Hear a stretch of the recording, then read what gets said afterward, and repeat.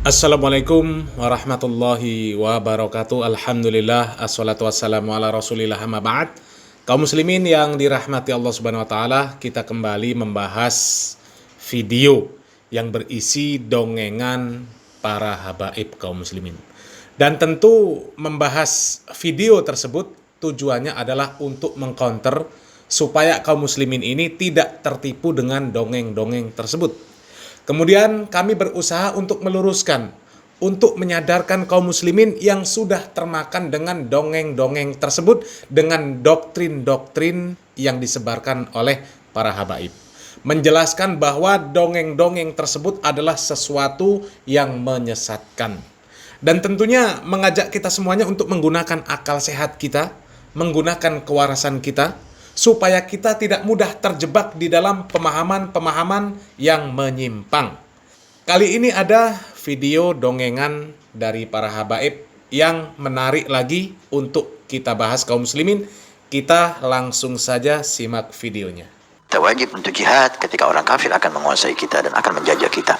Dari situlah Al-Habib Hussein bin Abu Bakar Al-Idrus bersama para kiai, para ulama berdakwah dan melawan penjajah Belanda sampai dikatakan beliau berhasil ditangkap oleh penjajah dan dimasukkan dalam sel. Subhanallah, setiap sore terdengar suara Habib Hussein di masjid dan di mushola berdakwah. Beliau di penjara tapi suaranya dia datang ke setiap masjid, setiap mushola yang ada di sana, sehingga para penjaga itu ketakutan. Ini orang ada di penjara, tapi terdengar dia pergi sana, pergi sana, pergi sana, pergi sana. Jasadnya di penjara, tapi bisa kemana-mana. Soalnya dalam riwayat beliau disuruh keluar, udah Habib kalau keluar aja udah, apa manfaatnya di penjara, tapi bisa kemana-mana. Kalau enggak mau. Sampai waktu pembebasan itu beliau dapatkan dan beliau keluar. Lah kaum muslimin, ini dongengan yang seru lagi untuk dibahas kaum muslimin ya. Kita kasihan sama jamaahnya yang selalu disuguhi dengan dongengan-dongengan yang seperti ini kaum muslimin. Dongengan-dongengan yang dibungkus seolah-olah itu adalah karomah kewalian. Dan lagi-lagi kewalian itu adalah kewalian seorang habib. Lagi-lagi habib. Pokoknya yang hebat, yang wali, yang punya karomah adalah para habaib. Dan kita sudah simak tadi kaum muslimin, kisah karomah Habib Hussein bin Abu Bakar Al-Idrus yang berjuang melawan Belanda bersama para kiai. Tentunya kiai itu levelnya ada di bawah si Habib. Makanya ketika Belanda menangkap, yang ditangkapnya si Habib. Karena kalau menangkap kiai ya untuk apa? Habib lah yang berpengaruh. Kalau kiai mah apa kaum muslimin? Nggak ada apa-apanya. Kepala kiai saja kalau dibandingkan dengan telapak kaki Habib yang bermaksiat, masih mulia telapak kaki Habib yang bermaksiat. Bayangkan, ya. Kiai mah dibandingkan sama Habib nggak ada apa-apanya, ya. Dan katanya ketika di zaman Belanda, Habib Hussein bin Abu Bakar Al-Idrus ini ditangkap oleh Belanda dan dipenjara. Tapi ketika di dalam penjara, jasadnya ada di penjara, tapi suaranya terdengar berdakwah di masjid-masjid dan musola-musola. Kemudian Belanda ketakutan melihat fenomena tersebut.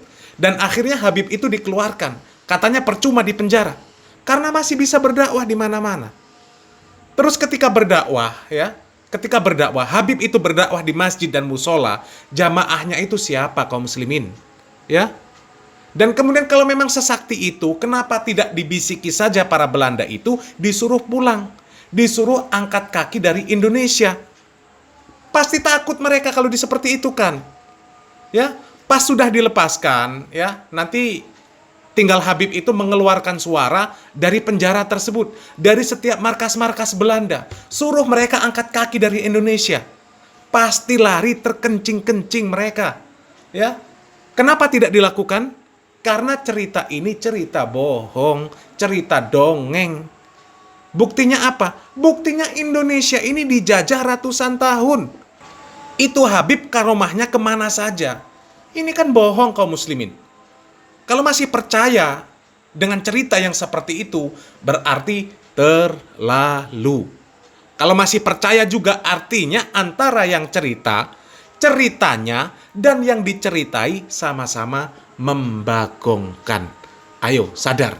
Jangan mau dibodohi terus. Gunakan akal sehat dan kewarasan. Ya. Dan ini ada lagi sambungan dari ceramahnya kaum muslimin, dari dongengannya. Dan ini lebih membagongkan lagi. Kita simak lagi, kita lanjutkan lagi ya.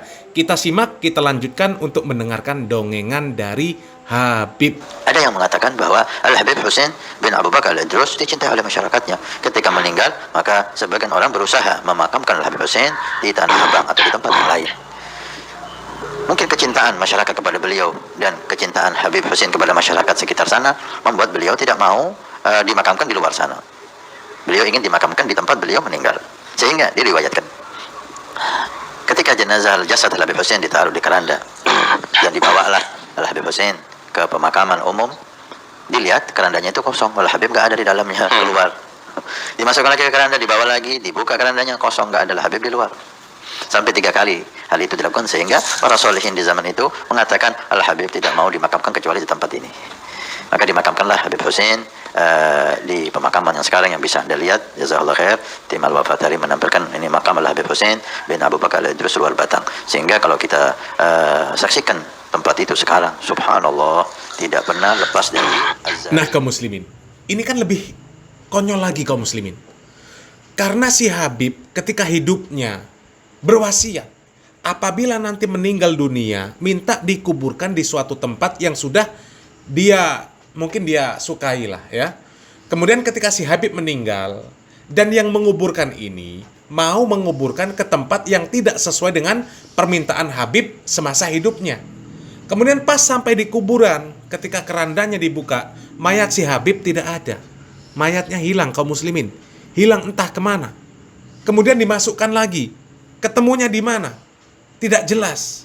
Ya, kok bisa mayatnya hilang, ketemu lagi, dimasukkan lagi?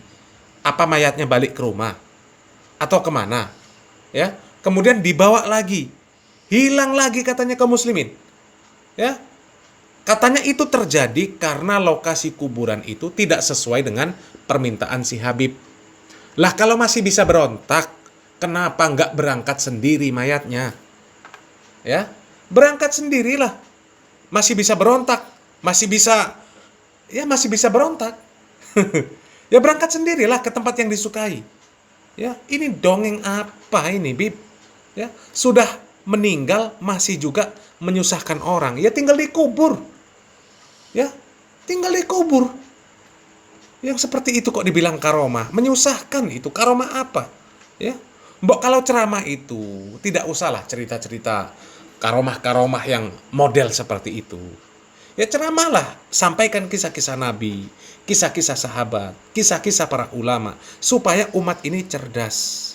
Kalau cerita-cerita karomah yang model seperti itu, mau dapat apa jamaahnya? Jamaahnya nanti hanya jadi orang-orang halu. Ya. Dan jamaahnya juga, mbok ya mikirlah. Apa yang antum dapatkan dari dongengan-dongengan yang seperti ini? Ceramah yang isinya dongengan-dongengan seperti ini. Tidak ada dapat apa-apa. Kecuali hanya terkagum-kagum dengan para habaib yang didongengkan tersebut. Ya, mending duduk manis di rumah, baca Al-Quran. Jelas pahalanya. Daripada mendengar dongeng-dongeng yang seperti itu. Salam waras, salam akal sehat. Barakallahu fikum. Wassalamualaikum warahmatullahi wabarakatuh.